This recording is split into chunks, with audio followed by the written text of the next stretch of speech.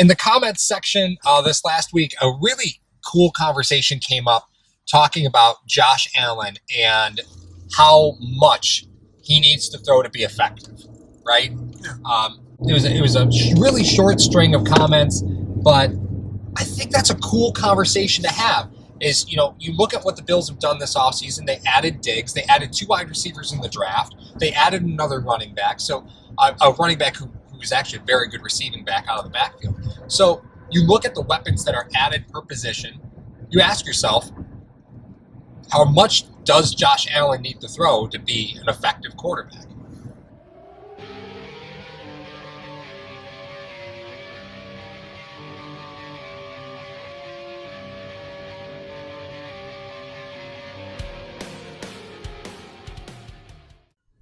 Now, of course, this is one of those things where you'd like to throw to our team and not the other team. Why is Winston coming up in every episode this week? How can you, Jameis Winston? What a tire fire! What a tire fire that guy is. God, what a mess. So, I did a little digging because the conversation was interesting about. God, you told me I say interesting a lot. No, it's the only word I can say. Peculiar is your word, usually. Yeah, that's true. All right, so this was a comment, a back and forth with German Buffalo on the YouTube page. James Bush and German Buffalo. So that was kind of mixed in that conversation. Okay. And here's the comment that I put, and I want to see where you take this because I'm super curious about this. Okay. The comment is, could he survive in a system where Allen throws the ball 37 times a game? The only real example we have of that was week 1 of last year where he attempted something like 15 passes in the first quarter. The truth is, last year, Allen was 5-3 when throwing 30 passes or more a game, 5-2 when attempting under 30 passes a game.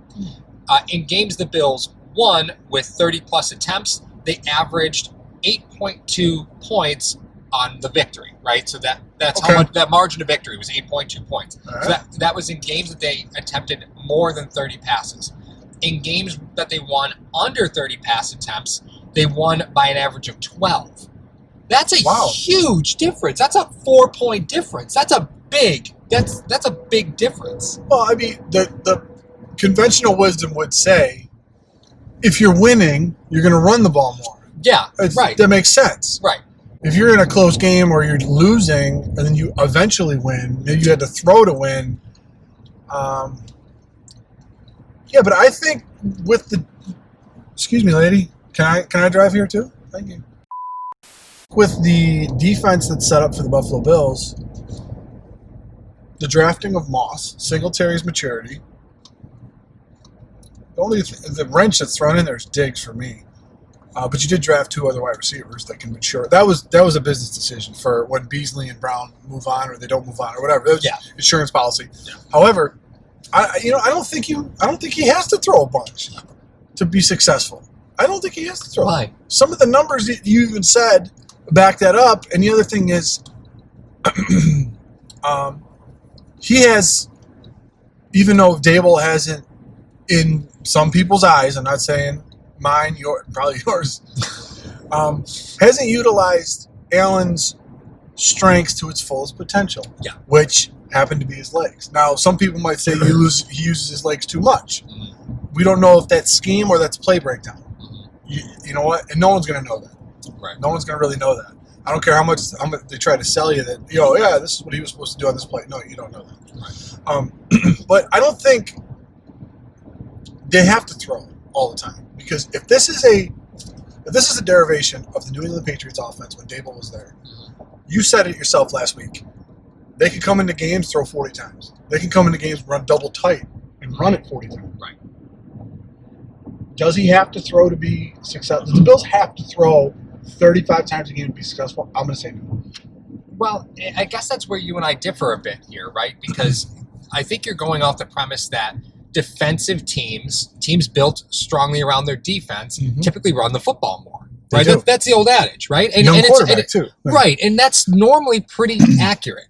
But this is where I differ on that, and that's personnel. This is not a defense that generates turnovers. If this were a defense that were generating turnovers, then I would understand running the ball more because you could control more of the game that way.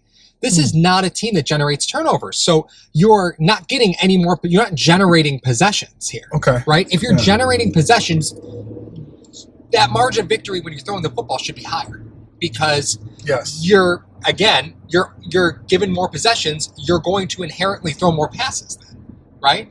But if you're in a team that's not generating turnovers, then you still have the same number of possessions that you normally do. So I think you are going to, I think you have to take advantage of that and get away from trying to control the clock. You have to generate points on those possessions because if you don't generate the points on those possessions, your defense isn't going to give them to you. Well, two things. The defense, although they're not creating turnovers, they're creating punts. It's not like they're what? I'm not going to say it. I already know what you think I'm going to say. The 3 and outs is a turnover. Was that what you're? That's exactly what it is. No, they're not. I didn't say 3 and outs. That's why I said they're generating punts, not 3 and outs. The X factor in there is also that the Buffalo Bills aren't turning the ball over themselves. So it's not like they need the defense to generate a turnover in order to. You know what I mean? I get that because Allen had 9 interceptions last season. Was it 9? Was it? I don't know. I think it was 9. He had a bunch of fumbles. I know that. That's not counted in the turnover number. But you're right. How's a fumble not in a turnover number? Well, no, it's that people will say, well, Allen didn't have problems, throwing the football. Look, he had only 9 interceptions last year, but he also had a bunch of fumbles. He did. He had a bunch of fumbles. He didn't lose a lot of them, though. No, he didn't, which is, I think, again, why that number doesn't get blown up a lot. I think there were some dangerous things that were happening. I think for a franchise quarterback that is still developing and still learning, especially Josh Allen, because you got to remember when he first came out of college, he's already in year 3. Okay, he didn't have probably, and this is not a knock to Wyoming, but it's Wyoming. It's not USC. It's not Ohio State. Yeah. It's not LSU, Bama. It is. But he wasn't developed enough when he first came into the league, so he had to develop on the fly. And I understand that completely. So that being said, he needs a running game to help him out. He needs a defense to help him out. Right. I don't believe throwing all the time, which increases the chances that he may run, is a good thing. Mm-hmm. I think you want to run the ball more with your actual running backs so he doesn't have the ball in his hands because he's your franchise. Right. Now, could he run? Yes. Are there design plays that drove a lot of people mad last year, including us? Mm-hmm. Yes. Yeah. Oh, God, yes. However, I think the more times he throws, the more times the ball is in his hands, the more times he has a chance to get hit, the more chance, you know what I mean? Well, because he's not at that level of a veteran where if you want Breeze to throw 40, if you want Brady to throw 40, if you want there's a level of Rivers. Game control. There's a level of game control there that Allen doesn't have. Totally understand. And Allen did take 38 sacks last season, that's a lot. To a game. Yeah, that's a lot. It is a lot. Now, once again, the debate can come in. Was that on scheme or was that on Allen's reads? You're never going to know. Right. So, well, and to your point earlier, you bring up a great point. 14 fumbles last season. 14 fumbles last season. 8 the season before that. So this is not a new problem, right? This is not a new thing. Yeah, 14 fumbles last season. Yeah, and you guys get on Yeldon all the time. Knock it off. The quarterback touches the ball every freaking play. Okay. You don't get on him for ball security. So does the center. You don't blame him too? I think that's the thing is everybody looks at the interception numbers and then the pass, the pass completion numbers and say, well, sure, he didn't throw interceptions, but his accuracy is still terrible, even though he only threw 9 interceptions. 9 interceptions, great season for a quarterback. That's phenomenal production. But the 14 fumbles are a problem. The 38 sacks are a problem. That's a big deal. One is on Allen. Fumbles are on Allen. Well, here's the thing, right? If you do run the ball more, right? Yes. Then you're taking the opportunity for Allen, who gave the other team 25 possible possessions last season, right? Yeah. Interceptions and fumbles were 23, right? 23.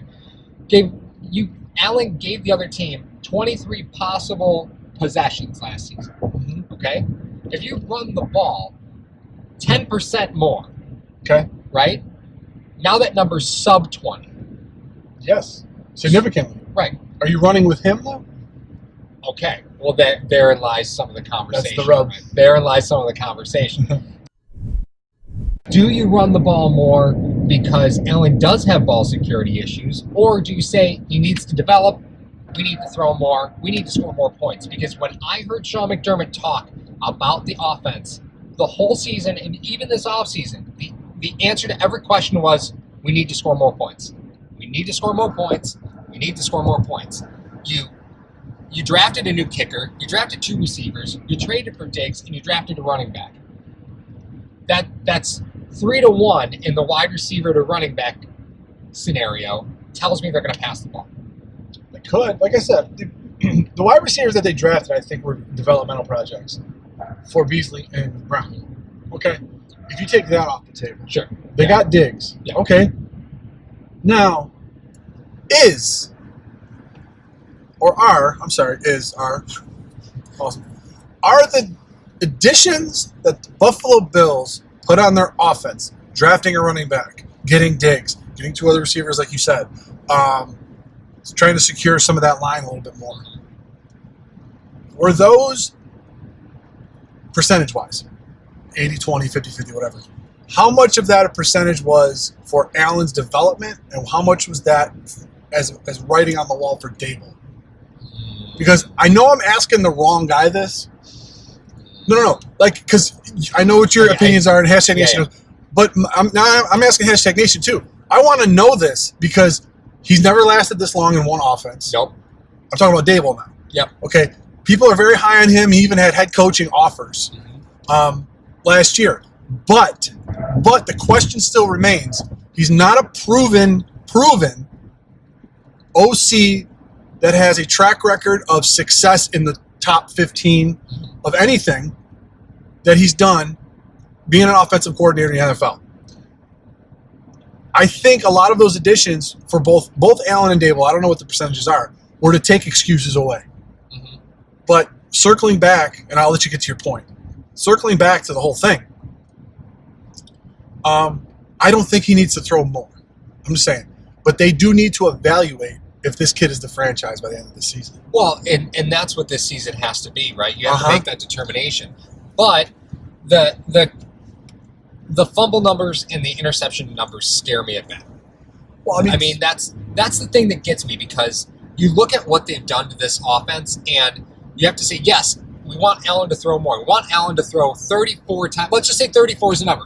In order for us and our offense to be effective, we need 60 total offensive snaps. 34 of them Allen needs to be passing the football. Okay. Now, Allen also, let's say he runs the ball 4 times a game, because that's conservative, right? Very. So now we're talking, that's 38 total touches for Allen that he's directly impacting, right? So let's say we need 60 snaps a game, 38 of them are Allen-driven, right? So that leaves you 22 to run the football between Moss and Singletary. Is that enough? No. It's not. And do you want to put the ball in Allen's hands that much more? And if you throw more, that number, 60, 65, is going to be 80. It's going to be 80 offensive snaps. It could be. Yeah. And that's my point. So if you're even throwing 40 and running 40, if you're that balanced, that could be something that they're looking for as well. But you talk about him putting the ball in harm's way 23 times last year, and even with a defense that didn't cause turnovers, they still won 10 games. Yeah. Oh yeah. So, and this is a great problem to have. Yes. Right. So maybe we should have started with that. This is a good problem to have. Oh yeah. We're not bagging. I don't want to think we're talking down upon this, but it is a genuine concern that I haven't heard anybody mention.